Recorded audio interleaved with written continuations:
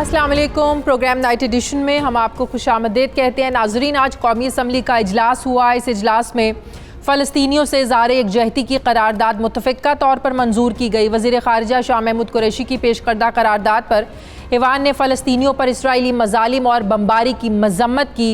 इजलास में कायदे हिज़्ब इख्तिलाफ़ शहबाज शरीफ ने कहा कि इस्लामी ममालिक की क़यादत को चाहिए कि वो वक्त ज़ाया किए बगैर इकट्ठी हों।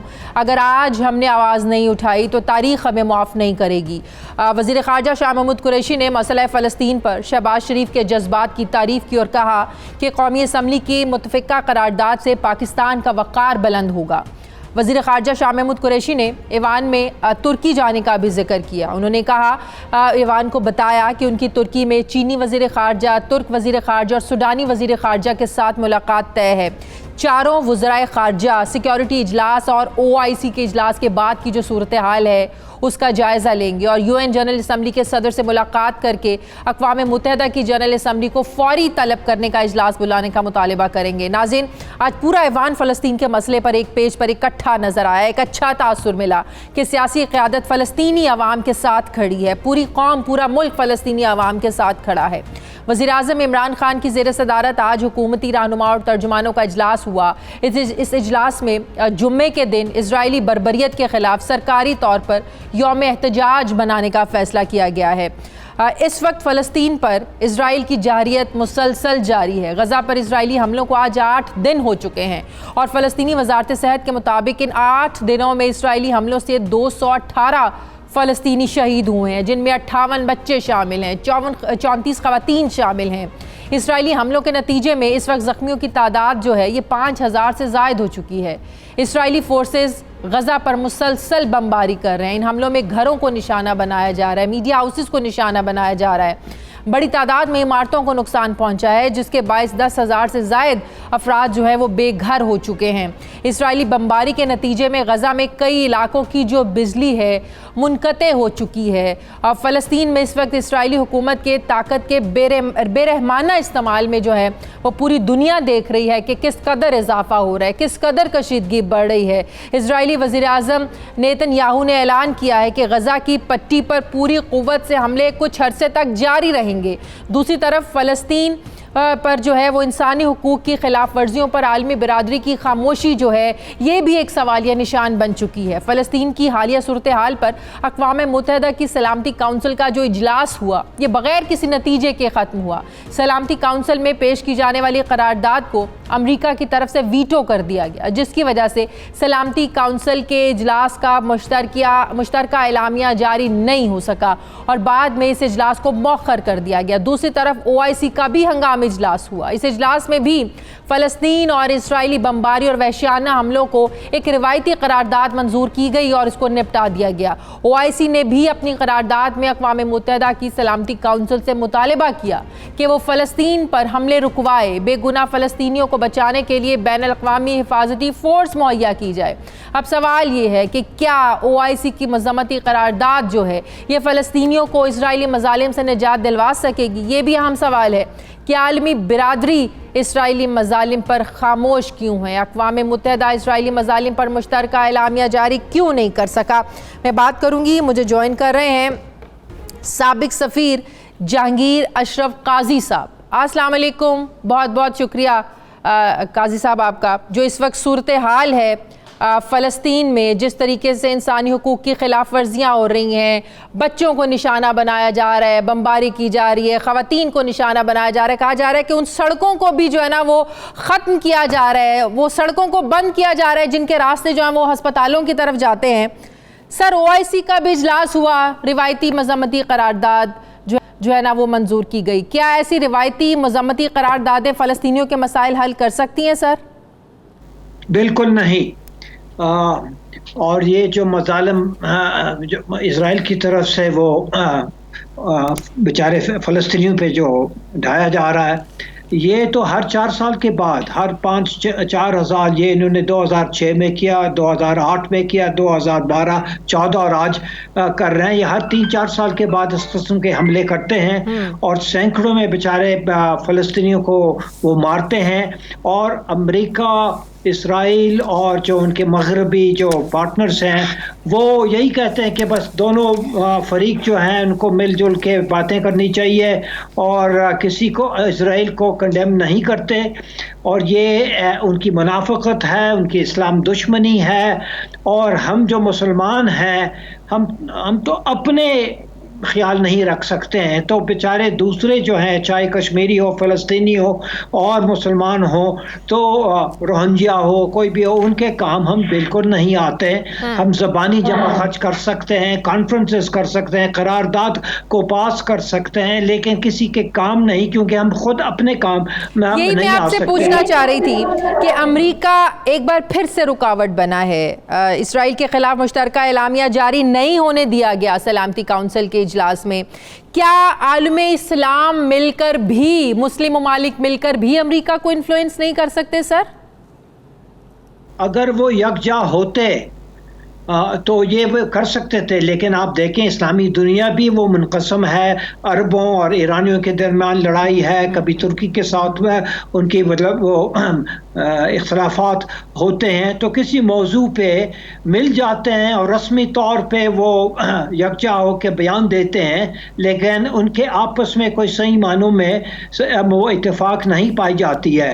तो वो और 70 साल की गलत हुक्मरानी की वजह से, जिसमें हम भी शामिल हैं और अरब दुनिया भी, सिवाय चंद के जैसे मलेशिया हो, तुर्की हो और काफ़ी हद तक ईरान हो, इनके अलावा तो हम अपने ही बैड गवर्नेंस के शिकार हैं। हमारी ताकत नहीं है। और वैसे भी अमेरिका जो है और इजराइल आइडियोलॉजिकली, नज़रियाती लिहाज से भी वो इस्लाम दुश्मन है और वो फॉरेन टेररिज्म के तहत वो इस्लाम के साथ ये एक मुहिम चला रहे हैं। इस्लामोफोबिया के बारे में जो हम बात करते हैं, लेकिन वो इस्लाम जब तक हमारी कारकर्दगी ऐसी नहीं होगी कि दुनिया हमारी कदर करे, उस वक्त तक इस्लाम फोबिया जो है वो रहेगा, क्योंकि वो समझते हैं कि ये सारे फेलशुदा मुमालिक हैं। आपको लगता है कि दुनिया अब 2 ब्लॉक्स में तकसीम हो रही है सर ऐसे इश्यूज को लेकर? 2 ब्लॉक्स में तो, या 3 ब्लॉक्स में, जितने भी ब्लॉक्स हों, अमेरिका कि ये अगर बड़े तनाज़र में देखा जाए तो अमेरिका के जो कंपटीशन है वो चीन और रूस के साथ है, बतौर ख़ास चीन के साथ। तो अफ़गानिस्तान में भी जो हो रहा है और अभी ये मशरक़ वस्ती में भी जो हो रहा है, दरअसल उसका कॉन्टेक्स्ट जो है ये इमर्जिंग कोल्ड वॉर, जो कि हॉट वॉर बन सकता है चीन के साथ, क्योंकि अमेरिका को अभी ये बहुत ज़्यादा शदीद एहसास हुआ है कि अगर हम लड़ते नहीं चीन के साथ अगले 10 साल में, तो चीन हमसे इस कदर आगे निकल चुका होगा कि हम उनसे लड़ नहीं सकेंगे। अभी हाल ही में मार्स पे चीन भी उतरा है और इस कदर दचका मिला है अमेरिका को, क्योंकि वो तो दुनिया को हर दिन टीवी पे, और उनका कमाल का अचीवमेंट है अमेरिका का बेशक, लेकिन साथ साथ, और मैं आपको कह रहा हूँ कि बाकी दुनिया में लोग इस कदर खुश हुए जब ये खबर आई कि चीन ने भी वो मार्स के ज़मीन पे उतरे और तस्वीर लेने लगे हैं। तो अमेरिका को ये खदशा है कि क्योंकि अमेरिका वो अपनी सैतरत, अपनी ग्लोबल हेजेमनी को वो बरकरार रखने की कोशिश में है, और इसराइल उनका जो ऑफशोर मिलिट्री बेस है वो अक़लीमी जो है हेजेमॉन बनने की कोशिश में है, ताकि मुसलमान जो है, देखिए उन्होंने मस्जिद अक़सा के ऊपर जो समझ में आता है, आपको भी पता है कि जब बाइडेन इक़्तिदार में आए तो एक मुसलमानों ने इस हवाले से बड़ा उनमें एक पॉजिटिव एक मैसेज गया कि कश्मीर पर जिस तरीके से उन्होंने बात की, या मुसलमानों के राइट्स को लेकर उन्होंने बात की, तो एक पॉजिटिव मैसेज मिला कि जो अमेरिका के नए सदर हैं वो मुसलमानों के हक में बात करते हैं, मुसलमानों के ख़िलाफ़ जो होने वाला जुल्म है उस पर बात करते हैं, कि जिस तरीके से उन्होंने कश्मीर पर बात करी। लेकिन अब फ़लस्तीन के मसले को लेकर जिस तरीके से अमेरिका इजराइल का साथ दे रहा है और ओपनली अमेरिका उसके साथ खड़ा है, हमारे सामने खुलकर आ गया सलामती काउंसिल के इजलास में, तो सर आपको लगता है कि ये फिर एक स्टेट पॉलिसी हुई, ये फिर सुदूर के आने से जाने से डेमोक्रेट आता है, रिपब्लिकन आती है, सर फिर इससे कोई फर्क नहीं पड़ता, ये फिर एक उनके मुल्क की पॉलिसी है इस्लामोफोबिया के खिलाफ? हैरत की बात नहीं है।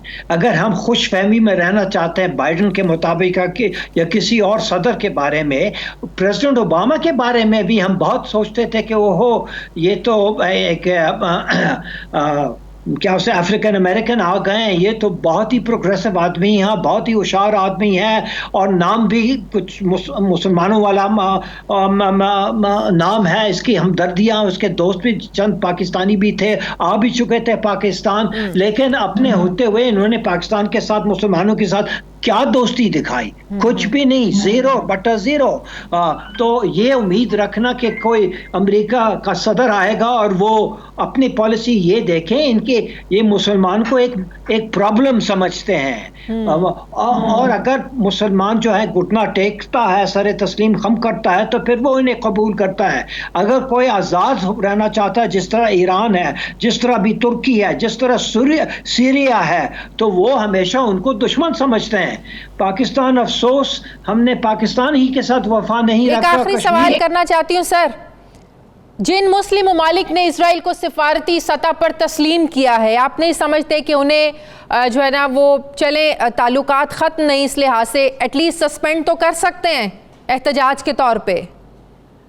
नीयत बिल्कुल नहीं है, ये बिल्कुल इसराइल के साथ हैं और फ़लस्तीन के ख़िलाफ़ हैं, लेकिन उनको अपने पब्लिक ओपिनियन से वो खाइफ हैं, इसलिए उन्होंने ये OIC का जो डोंग है रचाया है कि हाँ भाई मिलें, एक स्टेटमेंट दे दें, ज़बरदस्त स्टेटमेंट, इसका कोई माना नहीं है। इसी तरह कश्मीर पे जब वो स्टेटमेंट रेजोल्यूशन पास करते हैं, फॉरेन डेलीगेशन इंडिया को भेजते हैं कि भाई इसको सीरियसली ना ले, ये पाकिस्तान है, दूसरे हमें मजबूर करते हैं, तो हमने रस्मी लिहाज से वो ये स्टेटमेंट दिया। इसी तरह फ़लस्तीन के बारे में इनकी कोई नीयत नहीं है कि वो उनकी तरफदारी करे अमेरिका के खिलाफ, इजराइल के खिलाफ। सही, बहुत बहुत शुक्रिया। साबिक सफीर जहांगीर अशरफ काजी साहब मेरे साथ हैं। नाज़रीन, मुझे प्रोग्राम में एक ब्रेक लेनी, वापस आते हैं छोटे से वक्फे के बाद।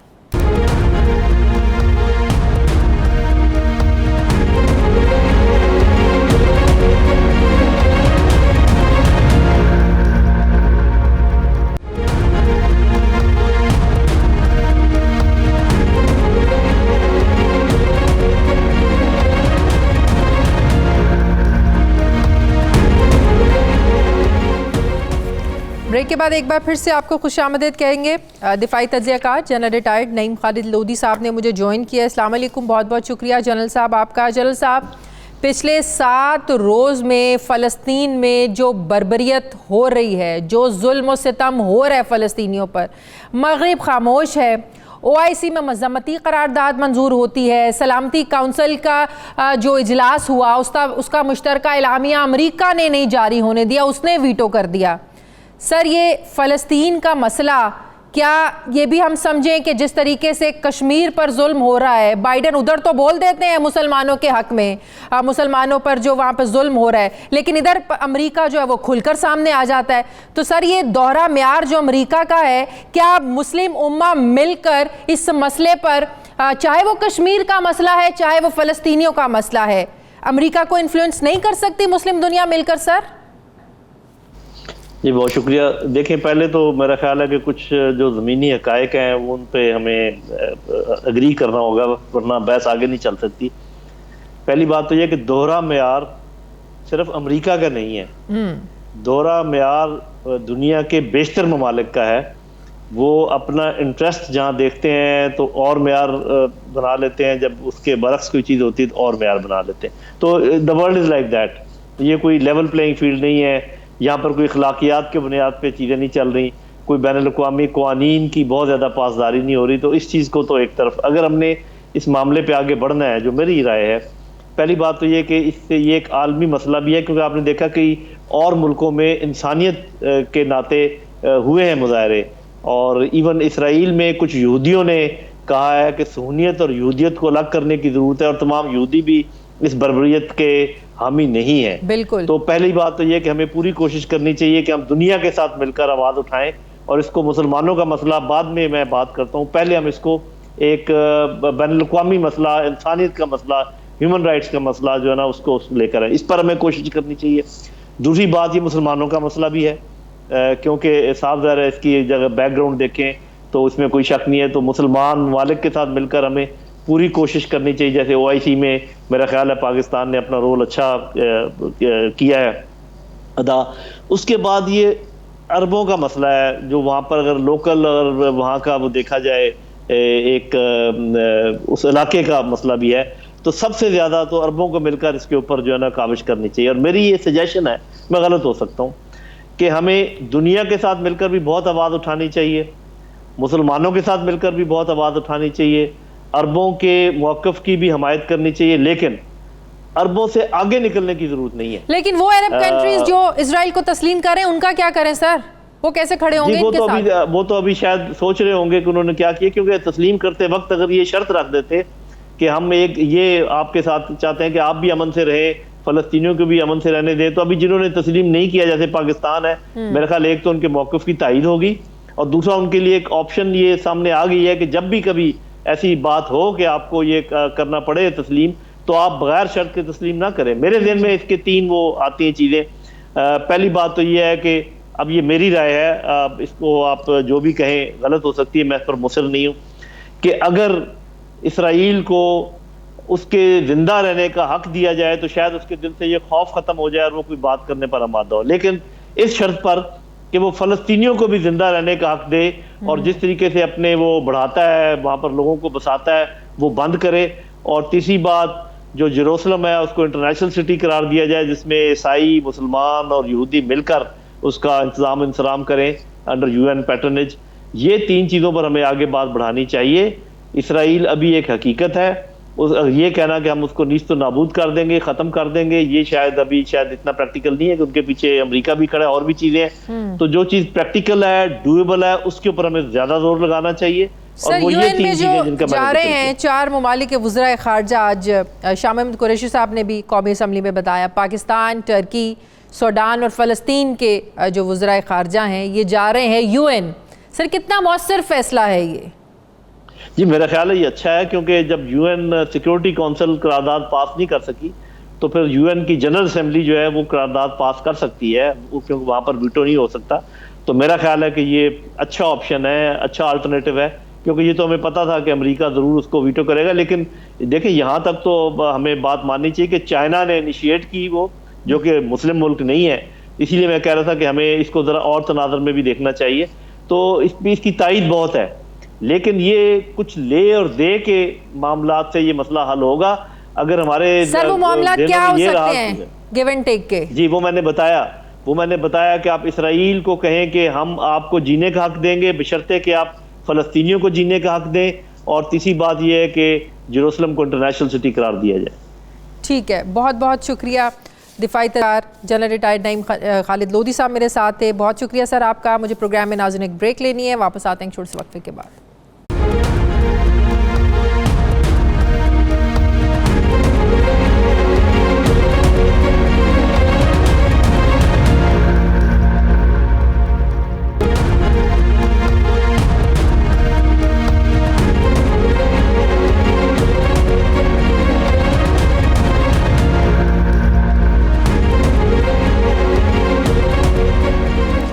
ब्रेक के बाद एक बार फिर से आपको खुशामदीद कहते हैं। नाज़रीन, ऐवान के अंदर तो आज तमाम सियासी जमातों ने फ़लस्तीन के मामले पर यकजहती का मुजाहरा किया। एक पेज पर हमें सियासी क़यादत नज़र आई, लेकिन ऐवान के बाहर हुकूमत और मुस्लिम लीग नून शहबाज शरीफ की बैरून मुल्क रवानगी के मामले पर हमें आमने सामने नज़र आए। आज दिन का आगाज़ हुआ सियासी तौर पर शेख रशीद साहब की प्रेस कॉन्फ्रेंस में, जिसमें उन्होंने शहबाज शरीफ का नाम ECL में शामिल करने का नोटिफिकेशन जारी करने की तस्दीक की। वफाकी वज़ीर दाखिला के जारी करदा इस नोटिफिकेशन में कहा गया है कि शहबाज शरीफ पर मनी लॉन्ड्रिंग और असासा जात का 7 अरब रुपए का केस है। शहबाज शरीफ के खिलाफ नायब रेफरेंस का ट्रायल शुरू हो चुका है। शहबाज शरीफ को मुल्क से बाहर भेजने से ट्रायल ताख़ीर का शिकार हो सकता है। इस नोटिफिकेशन में मज़ीद कहा गया है कि आइन के आर्टिकल 25 के तहत मुकदमे में एक मुलजिम के साथ इम्तियाजी सलूक नहीं हो सकता। हुकूमत के पास ऐसी कोई दस्तावेज़ात नहीं जिससे ये साबित हो कि शहबाज शरीफ को मेडिकल इलाज की ज़रूरत है। आज जहां वफाकी हुकूमत ने शहबाज शरीफ का नाम ECL की लिस्ट में डाला, वही वफाकी हुकूमत ने शहबाज शरीफ का नाम ब्लैक लिस्ट से निकालने का लाहौर हाई कोर्ट का फैसला भी सुप्रीम कोर्ट में चैलेंज किया। वफाक ने वजारत दाखिला के ज़रिए दायर अपील में मौक़िफ़ इख्तियार किया कि शहबाज शरीफ के वापस आने की कोई गारंटी नहीं और शहबाज शरीफ नवाज शरीफ की वापसी के ज़ामिन हैं, जबकि शहबाज शरीफ की अहलिया, बेटा, बेटी और दामाद पहले से ही मफरूर हैं। दूसरी तरफ शहबाज शरीफ ने बैरून मुल्क जाने की इजाज़त ना देने पर लाहौर हाई कोर्ट से रुजू कर लिया। शहबाज शरीफ ने अपनी दरख्वास्त में 6 सरकारी अफसरान, सेक्रेटरी दाखिला, DGFIA और दीगर को फरीक बनाया। शहबाज शरीफ ने अपनी दरख्वास्त में यह मौक़िफ़ इख्तियार किया है कि रियासती इदारों को सियासी मुखालिफिन के लिए इस्तेमाल किया जा रहा है। अफसरान ने लाहौर हाई कोर्ट के फैसले पर अमल नहीं किया, लिहाजा नामजद अफसरान के खिलाफ तौहीन अदालत की कार्रवाई करके इन्हें करार वाक़ई सज़ा दी जाए।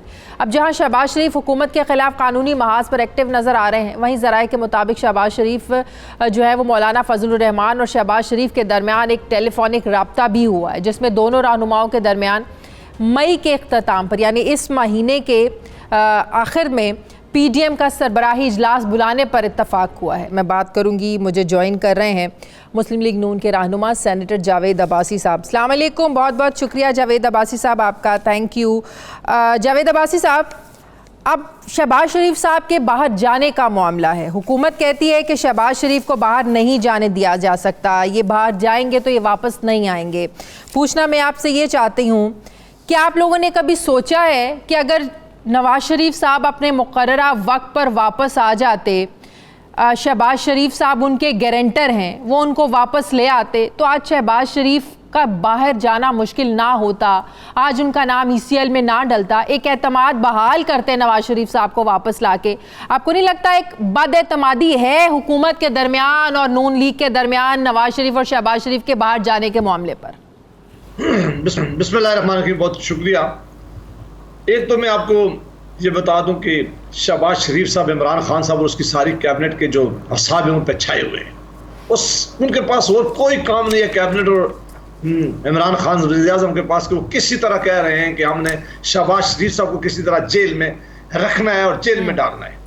अब आप देखेंगे जब शहबाज शरीफ साहब की बेल हमने मूव किया और हाई कोर्ट ने बेल दी और जो जजेस साहिबान थे, जो लार्जर बेंच था, उन्होंने अपने जजमेंट में क्या कहा, उन्होंने कहा कि शहबाज शरीफ साहब के खिलाफ जो रेफरेंस फाइल हुआ था, उस पर जो एलिगेशन लगे थे, वो सारे एलिगेशन नैब साबित करने में नाकाम रहा है। उन्होंने कहा कि कोई उनके खिलाफ न किकबैक का केस साबित हुआ है, ना एसेट बिहाइंड मीन वो साबित कर सके, और ना ही कोई और करप्शन का ऐसा एलिगेशन शहबाज शरीफ साहब के खिलाफ है कि उनके खिलाफ रेफरेंस फायर है और उसे जेल में उन्हें रखा जाए, लिहाजा हम उनको बेल पर रिहा करते हैं। और ये इस फैसले में नहीं, जब पहले भी शहबाज शरीफ साहब को जेल में लेके गए थे तो आपने देखा है कि वो सारे केसेस कहाँ हैं जो ये इमरान खान साहब कह रहे थे कि खरबों रुपए की करप्शन है और मैं सारी साबित करूंगा और मैं लेके आऊंगा।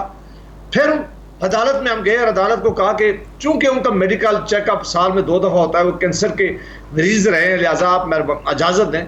यह इजाज़त अदालत ने दी थी उन्हें कि आप 1 टाइम के लिए वहाँ जाएं, इलाज करके वापस आ जाएं। इमरान खान साहब अपनी दुश्मनी में इस हद तक आगे चले गए, क्योंकि ये अटैक उन्होंने अदालत पर किया है। ये अदालत में उन्होंने ये इजाज़त क्या मेडिकल ग्राउंड्स पे मिली है? फैसले में तो कहीं नहीं लिखा था लाहौर हाई कोर्ट के फैसले पर में कि अदालत जो है ना वो इजाज़त दे रही है, मेडिकल ग्राउंड्स पर इजाज़त मिल रही है, शहबाज शरीफ जो है वो इलाज के लिए बाहर जाना चाहते हैं। अब मेडिकल ग्राउंड का तो ये फैसला नहीं था, उस ग्राउंड पर तो आप लोगों को इजाज़त नहीं मिली।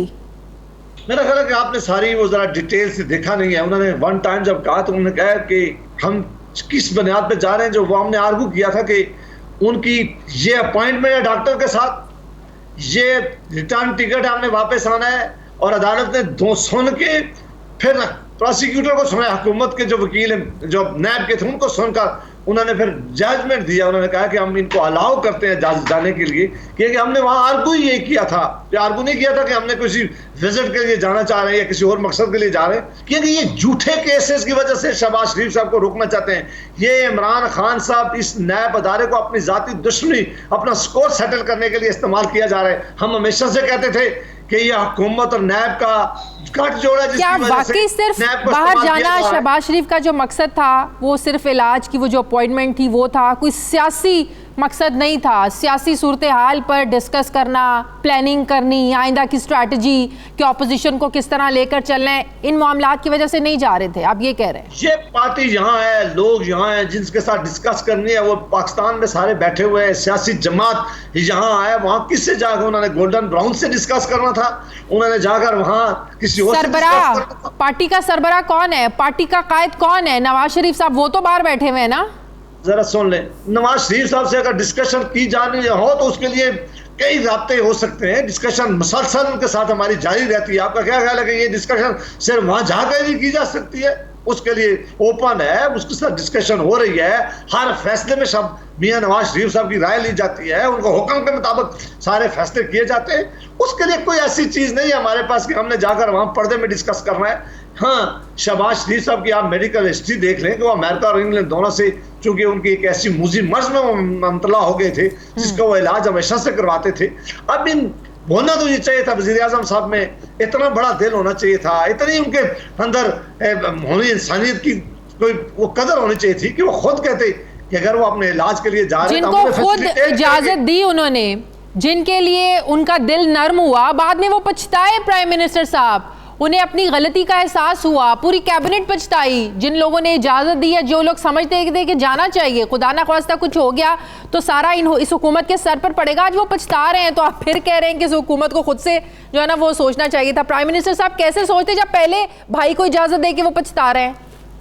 मेरा ख्याल है कि आप जरा अपने आप का भी रिकॉर्ड जरा देखें, हुकूमत से उस वक्त भी हमने परमिशन ले ली थी, ना आज लेंगे। अभी शहबाज साहब के केस में उस वक्त भी परमिशन हमने कोर्ट से ली थी, कोर्ट ने अलाउ किया था और हम गए थे। अभी भी इंशाल्लाह कोर्ट से परमिशन लेके हम जरूर जाएंगे। हुकूमत कोई मैटर ही नहीं करती है, हुकूमत से उस वक्त किसने इजाजत दी थी? हम अगर हुकूमत से इजाजत लेके जाते, गारंटी हम हुकूमत को अगर देते तो वो तो आपका सवाल जायज था। ना हमने हुकूमत से इजाजत ली थी, ना हमने गारंटी हुकूमत को दी है, ना अब शहबाज साहब के मामले में हमने हुकूमत से इजाजत ली है, ना इंशाल्लाह इनसे इजाजत लेंगे। ठीक है, बहुत शुक्रिया। मुस्लिम लीग नून के रहनुमा सेनेटर जावेद अब्बासी साहब मेरे साथ। नाज़रीन, मुझे ज्वाइन कर रहे हैं सीनियर सहाफ़ी तज्ज़ियाकार मज़हर अब्बास साहब। अस्सलाम वालेकुम, बहुत बहुत शुक्रिया मज़हर अब्बास साहब आपका। मज़हर अब्बास साहब, विफाकी हुकूमत लाहौर हाई कोर्ट के फैसले के खिलाफ सुप्रीम कोर्ट चली गई और शहबाज शरीफ साहब ने तौहीन अदालत की दरख्वास्त दायर कर दी है कि जो है ना हुकूमत ने फ़ैसला नहीं माना लाहौर हाई कोर्ट का। कहा गया कि हुकूमत तो ये कह रही है कि ज़मानत मेरिट पर नहीं दी गई, अब मामलात लीगल बनते जा रहे हैं। आपको मैं जावेद अब्बासी साहब भी मेरे साथ थे, मैंने उनसे भी ये सवाल किया कि अगर नवाज शरीफ साहब वापस आ जाते और शहबाज शरीफ साहब उनको एज ए गारंटर वापस ले आते तो एक जो बदएतमादी की फ़ज़ा थी ये भी ख़त्म हो जाती और आज शहबाज शरीफ साहब को भी बाहर जाने में कोई दिक्कत नहीं होती, कोई मुश्किल नहीं होती। सर, आप एग्री करते हैं इस बात से? जी, मेरा ख्याल है बिल्कुल सही बात है। इवन अदरवाइज भी कोई ऐसी प्रोग्रेस रिपोर्ट्स भी लंदन से नहीं आई। कह नहीं सकते, बीमारी के मामले में आदमी को ज़्यादा कमेंट इस तरह वो नहीं करना चाहिए, लेकिन ना वो रिपोर्ट सबमिट करा रहे हैं नवाज शरीफ साहब के medical reports, progress report submit करा रहे हैं। ये मेरा ख्याल है डिसऑनेस्टी है, क्योंकि आपने और कुछ नहीं, क्योंकि आपके भाई ने आपकी गारंटी ली थी, आपको चाहिए था कि आप और कुछ नहीं तो लंदन में जो भी इलाज हो रहा है वो है उसकी एक progress monthly report, at least quarterly report submit कराएं उसमें। लेकिन ऐसा लग रहा है जैसे वो उसके बाद एकदम चीज़ें पलट गई हैं और उसके बाद कोई भी रिपोर्ट नहीं आ रही। तो ये अपनी जगह वैलिड पॉइंट है कि अगर नवाज शरीफ साहब वापस आ जाते, 3 महीने नहीं 6 महीने बाद वापस आ जाते तो शायद आज सूरत हाल वैसी नहीं होती। गवर्नमेंट के अपने भी शॉर्ट कमिंग्स हैं कि वो शहबाज शरीफ को हर सूरत में रोकना चाहते हैं। और अब जो लाहौर हाई कोर्ट में उन्होंने कंटेम्प्ट की दाखिल की है, उसमें मेरा ख्याल है चूँकि गवर्नमेंट वफाकी हुकूमत ने सुप्रीम कोर्ट में चैलेंज कर दिया है, तो मेरा ख्याल है जब तक सुप्रीम कोर्ट का फैसला नहीं आएगा गालबन लाहौर हाई कोर्ट भी उस एप्लीकेशन को शहबाज शरीफ की इंटरटेन नहीं करेगा। अब सुप्रीम कोर्ट में वो डेट कब लगती है, क्योंकि समर वेकेशंस भी आ रही हैं सुप्रीम कोर्ट की, तो समर वेकेशंस के बाद लगती है, क्योंकि गवर्नमेंट ने भी जो फाइल की है उसमें कोई उन्होंने अर्जेंट हेयरिंग वेयरिंग की दरख्वास्त नहीं दी।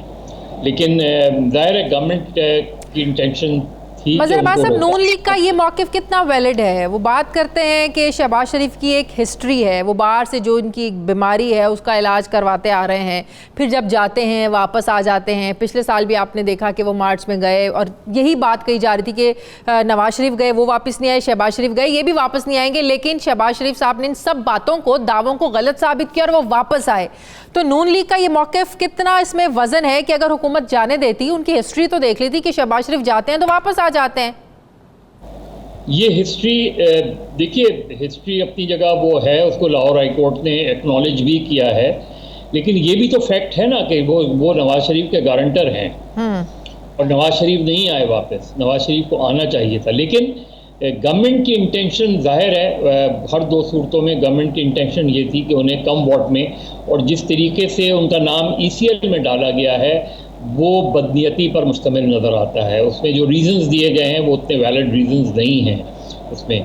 लेकिन सिचुएशन ज़ाहिर है यही है कि चूँकि नवाज शरीफ का एक्सपीरियंस उनके सामने है गवर्नमेंट के, और मेरा ख्याल है इसको जिस कोर्ट ने नवाज शरीफ साहब को जाने की इजाज़त दी थी, उस कोर्ट को भी इस चीज़ को गौर ज़रूर करना चाहिए कि आखिर क्या वजह है कि नवाज शरीफ साहब अब तक वापस नहीं आए हैं। अब लगता है कि इजाज़त ना मिलने के बाद जो है ना वो मौलाना साहब के साथ प्लान्स बन रहे हैं, नई स्ट्रेटजी बनेंगी, कैसे ऑपोजिशन को, PDM को दोबारा से एक्टिव करना है। आपको नहीं लगता हुकूमत को चाहिए था, जाने देती हुकूमत ने खुद ही अपने लिए मुश्किलात खड़ी कर ली, अब वो ज़्यादा एक्टिव होंगे, ऑपोजिशन को एक्टिव करेंगे और हो सकता है दोबारा कोई तहरीक चलाई जाए हुकूमत के ख़िलाफ़?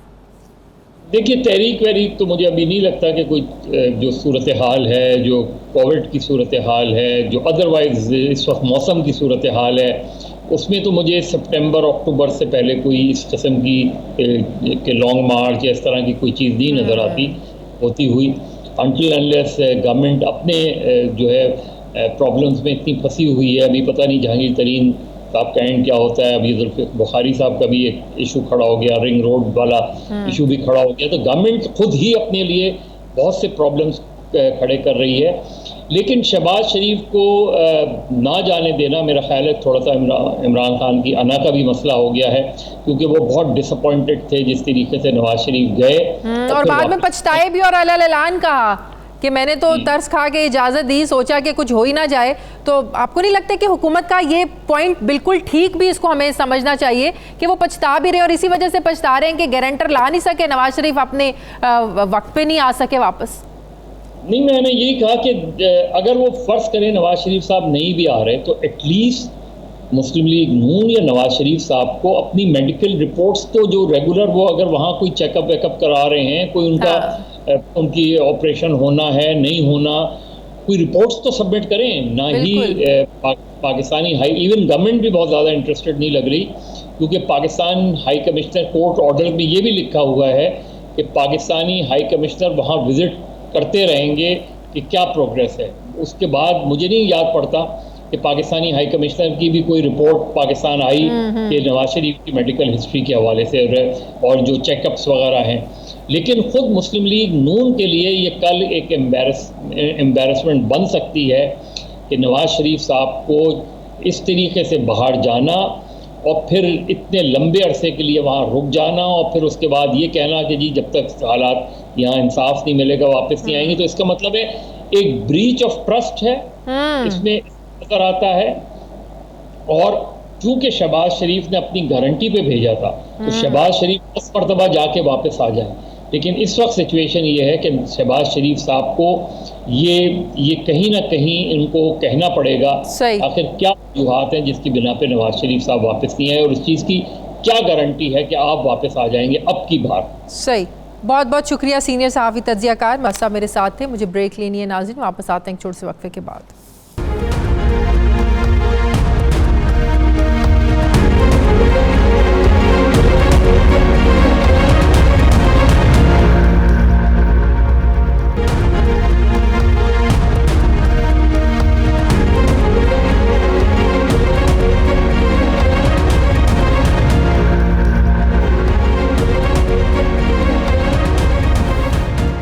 ब्रेक के बाद एक बार फिर से आपको खुशामदीद कहते हैं नाज़रीन। गुज़श्ता रोज़ मुल्क में मजमूई तौर पर कोविड के तशख़ीस के लिए 36,725 टेस्ट किए गए, जिसके नतीजे में कोरोना केसेस के मुस्बत आने की जो शरह है ये तकरीबन 8% रही, जबकि एक्टिव केसेस कम होकर 68,223 रह गए हैं। दूसरी तरफ हुकूमत ने मुल्क में लॉकडाउन में नरमी करते हुए बाज़ारों को रात 8 बजे तक जो है वो कारोबारी सरगर्मियाँ जारी रखने की इजाज़त दे दी है। लेकिन सिंध हुकूमत ने इन हालात के पेश नज़र NCOC के फैसले के बरक्स दोबारा से लॉकडाउन का इंदिया दिया है। मुर्तज़ा वहाब ये कहते हैं कि NCOC ने लॉकडाउन में नरमी का जो फैसला है शायद ये उजलत में किया है। उनका कहना है कि आइंदा इजलास तक देखेंगे, अगर हालात बेहतर ना हुए तो फिर सख्त फैसले करेंगे।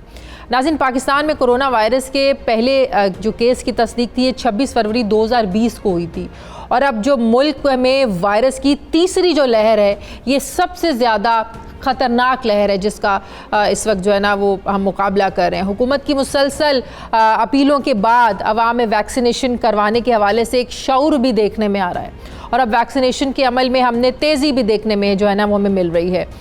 दूसरी तरफ 30 साल से जो ज़ायद उम्र के अफराद हैं उनकी कोरोना वैक्सीनेशन के लिए रजिस्ट्रेशन का आगाज़ भी हो चुका है। पिछले 6-7 दिनों में जो लॉकडाउन लगा रहा, मार्केट्स भी बंद रहीं, सिवाय ग्रॉसरी स्टोर्स और मेडिकल स्टोर्स के कुछ भी खुला नहीं था। कितनी कमी आई केसेस के हवाले से, रेशो कितनी नीचे गई, मैं बात करूँगी। मुझे सूबाई वज़ीर सेहत पंजाब डॉक्टर यास्मीन राशिद साहिबा ज्वाइन कर रही हैं। अस्सलाम वालेकुम, बहुत बहुत शुक्रिया डॉक्टर साहिबा आपका। डॉक्टर साहिबा, ईद से पहले जो एक हफ्ते का लॉकडाउन था, मार्केट्स भी बंद थी, रेस्टोरेंट्स तो पहले से ही बंद थे, इंडोर भी अब तो पहले से बंद था, आउटडोर भी बंद किया गया, फिर शॉपिंग मॉल्स को बंद किया गया। इस खतरे के पेश नज़र के जो ईद की वजह से ईद के नज़दीक आखिरी अशरे में जो रश होता है उससे बचा जा सके और केसेस कम हो, कितनी कमी आई है, रेशो क्या है इस वक्त इस लॉकडाउन के बाद केसेस की? शाजिया, जो हमने आपको पता है कि 6 दिन तो मुकम्मल बंद था, उससे पहले भी बड़ा स्ट्रिक्टली SOPs पे हुकूमत ने अमल दरामद करवाया, उसकी वजह से फ़ायदा डेफिनेटली हुआ। पहले तो हम प्लेटो कर रहे थे, यानी प्लेटो करके तकरीबन उतने केसेस आ रहे थे जितने केसेस सेहत याब होकर घर जा रहे थे। अल्हम्दुलिल्लाह इस 6 दिन का असर जो है वो तो अगले आपको पता है हफ्ते 10 दिन के अंदर ज़्यादा नज़र आएगा। लेकिन जो अच्छी बात है वो ये कि आज के दिन में अगर मैं देखूं तो 1700 पॉजिटिव केसेस आए हैं, यानी कुजा हम 3000 केसेस पर डे, 4000 कहाँ हमारा अब नंबर ऑफ केसेस 1700 हो गए। फर्टिलिटीज़ जो हैं वो 44 है। अच्छा। और इसी तरह से जो अस्पतालों में दाखिले हो रहे हैं उनमें वाज़िया कमी आई है। अच्छा। यानी आज के दिन में अगर मैं देखूं तो 244 अगर क्रिटिकल पेशेंट्स थे लाहौर के अंदर, तो वो कम होके 163 पे। जब ये आप इस तरह के तादाद में कमी देखते हैं तो डेफिनेटली ये जो पाबंदियां लगाई गई, SOPs प्रैक्टिस की गई, इसकी वजह से मुस्बत असर हुआ और कोविड की जो ये हमारी बहुत ज़्यादा स्पाइक थी। अच्छा, एक और जो हम तब्दीली देख रहे हैं वो कि वैक्सीनेशन के हवाले से जो लोग बहुत ज़्यादा डर रहे थे उनमें भी एक शाऊर भी आ रहा है, और लोगों को वैक्सीनेशन लगाने का जो अमल है वो भी जो है ना वो हम इसमें भी तेज़ी देख रहे हैं। क्या ये भी एक वजह है कि वैक्सीनेशन भी लोगों की जैसे जैसे हो रही है केसेस कम हो रहे हैं? मेरा ख्याल है जो अभी तक तो हमने जो नंबर ऑफ वैक्सीनेशंस लगाई हैं वो तकरीबन हमारा 22 लाख प्लस, यानी 22 लाख, और आज रात की अगर मैं मिला लूँगी तो कल तक हम इंशाल्लाह सुबह तक 23 लाख प्लस हो जाएंगे। लेकिन वाज़ह फ़र्क तो आपको तब आएगा इंशाल्लाह जब हम तकरीबन 1 करोड़ पे पहुँच जाएंगे। अच्छा। उसमें फिर हमें डेफिनेटली उसका असर देखना नज़र आ जाएगा। लेकिन अहम बात यह है कि जो आपकी सबसे वल्नरेबल पॉपुलेशन थी, जिनमें सीरियसनेस होना, इस वबा मतलब जब कोरोना लग जाए मरीज का सीरियस होना, हॉस्पिटल में दाखिला हो जाना, फिर दाखिले के बाद खुदा न खास्ता जिस तरह इंतकाल होना, वो उस एज ग्रुप में तो मेरा ख्याल है तकरीबन मेजॉरिटी को इस वक्त लग गई है। जो एज ग्रुप हमारा एज 40 से ऊपर है वो तकरीबन 2.5 करोड़ लोग बनते हैं हमारे। तो अब अगर हम इंशाल्लाह इसमें करोड़ लोगों को भी लगा लेंगे तो इसमें असर होना टारगेट वैसे है क्या 1 करोड़ लोगों को वैक्सीनेशन का? उसके लिए ज़रूरी है कि इतनी वैक्सीनेशन भी अवेलेबल हो, इसकी दस्तयाबी को भी मुमकिन बनाना ज़ाहिर है फिर एक बहुत बड़ा चैलेंज है। टाइम लिमिट क्या है आप लोगों का? टारगेट क्या है कि कितने अरसे में आप लोगों ने 1 करोड़ लोगों को वैक्सीनेट करना है? देखिए ना, अगर मैं तो सिर्फ पंजाब की बात कर रही हूँ ना, मेरा ये ख्याल है कि इंशाल्लाह जिस तरह वैक्सीन की इस वक्त दस्तयाबी हो रही है, हमारे लिए जुलाई के एंड तक उस टारगेट पे पहुंचना कोई प्रॉब्लम नहीं होगा। हम इंशाल्लाह उस टारगेट पे पहुंच जाएंगे, क्योंकि अभी जो हमें हदफ दिया हुआ है, उन्होंने कहा है कि हम तकरीबन 1,30,000 से 1,40,000 रोज़ाना वैक्सीनेशन करें। अगले महीने हमने इसको 2.5 लाख पे लेके जाना है, और उससे अगले महीने 3.5 से 4 लाख पे लेके जाना है। तो इंशाल्लाह हम 1 करोड़ से लगभग ऊपर चले जाएंगे with in by the month of July. और हमारी इतला के मुताबिक इस वक्त 3 करोड़ वैक्सीनेशन की कमिटमेंट ऑलरेडी हुकूमत के पास है, जिसमें मेन वैक्सीन जो है वो हमारी चाइना से आ रही है। और मुझे तो बहुत उम्मीद है कि अल्लाह ताला खैरियत रखे। अगर अपने SOPs पे सबसे अहम चीज़ है, लोगों को ये बात समझनी चाहिए कि वैक्सीन लगने का ये मतलब नहीं है कि आपको कोरोना लग नहीं सकता, तो आपने एहतियाती तदाबीरें तो नहीं छोड़नी, उसकी तो आपने हिफाजत करनी है। ये ज़रूर है कि अगर वैक्सीन के बाद आपको ये वबा मतलब ये कोरोना लगे, उसकी इंटेंसिटी उतनी चांसेस कम है कि आपके मतलब उसकी बिल्कुल सही। अच्छा, क्या अभी भी शिकायत हैं, जैसे वैक्सीनेशन लगने का जब आगाज़ हुआ, लोगों को लगी तो बहुत से लोगों ने शिकायत की कि ब्लड क्लॉटिंग हो रही है, इस वजह से भी लोग बहुत ज़्यादा घबरा रहे थे और नहीं लगवाना चाहते थे वैक्सीनेशन। अभी भी ये शिकायत आ रही हैं? देखिए, अभी हम एस्ट्राजेनेका हमने लगानी शुरू कर दी है, और मेरे अंदाजे में अब तक हम 2 लाख के करीब तकरीबन पहुंच चुके हैं। अभी तक तो ऐसा सच कोई वाज़ह शिकायत हमारे पास नहीं आई। हमने ख़ास तौर पे सबको बताया हुआ है कि हेल्पलाइन है, खुदा न खास्ता किसी को कोई मसला हो, प्रॉब्लम हो, आपने हमें ज़रूर इतला देनी है। और बाहर की दुनिया में भी जहाँ साइड इफ़ेक्ट्स आई हैं, वो अगर करोड़ बंदे को लगा तो उसमें तकरीबन अगर 25-30 बंदों में कोई माइल्ड से साइड इफ़ेक्ट्स या मेजर साइड इफ़ेक्ट्स आए हैं, when you look at the overall advantage, तो उसमें आपको पता है कि किसी भी वैक्सीन से कुछ प्रॉब्लम तो हो सकते हैं छोटे मोटे, पर हम पूरी कोशिश कर रहे हैं कि जैसे कि AstraZeneca is being given only to age 40 and above. फिर उसके बाद ये है कि लोगों को बताया है और समझाया कि भाई अगर कोई मसला भी आपको बने तो आप जितनी डॉक्टर साहब एक बात जल्दी बताइएगा, सरकारी सतह पर तो स्पुतनिक आप लोग नहीं लगा रहे हैं, लेकिन जिससे भी बात करें, बहुत से डॉक्टर से भी बात करें, तो वो स्पुतनिक की ज़्यादा बात करते हैं, प्राइवेट सेक्टर मंगवा रहे हैं, और हर एक की कोशिश है कि वो स्पुतनिक ही लगवाए। तो क्या स्पुतनिक की अफादियत ज़्यादा है बाकी वैक्सीनेशन के मुकाबले में? मेरा ख्याल है कि अगर मैं देखूं तो जो साइनोवैक है, साइनोफार्म है, ये सारी आप देखें पूरी मिडिल ईस्ट के अंदर ये वो लगी हैं वैक्सीन, ये जिनके नाम में ले रही हूँ। अगर इनकी अफादियत है तो इसीलिए लगी है। जहाँ तक स्पुतनिक का ताल्लुक है, हर वैक्सीन की अपनी अफादियत है, और उसकी वजह से जिन लोगों को लगी है स्पुतनिक, वो प्राइवेट सेक्टर के अंदर लगी है। हमने रजिस्टर ज़रूर की है विद ड्रैप। अभी तक हुकूमत ने स्पुतनिक नहीं ली। कोशिश हम भी कर रहे हैं कि जो भी वैक्सीन हमें जहाँ से मिल सके, हम जितनी जल्दी उसको दस्तयाब करेंगे अपनी लोगों के लिए, उतनी जल्दी हम उनको वैक्सीनेट कर सकेंगे। लेकिन अभी तक मेरे इतला के मुताबिक हमारे पास साइनोफार्म है, साइनोवैक है, कॉन्साइनो है, एस्ट्राजेनेका है, जो हम हुकूमती सतह पर इस्तेमाल कर रहे हैं। सूबाई वज़ीर सेहत पंजाब डॉक्टर यास्मीन राशिद साहिबा मेरे साथ थी, बहुत शुक्रिया आपका। नाज़रीन, हमारे प्रोग्राम का वक्त ख़त्म हो गया है। फीडबैक ज़रूर दीजिएगा, अपना ख्याल रखिएगा। मुझे इजाज़त दीजिए, अल्लाह हाफ़िज़।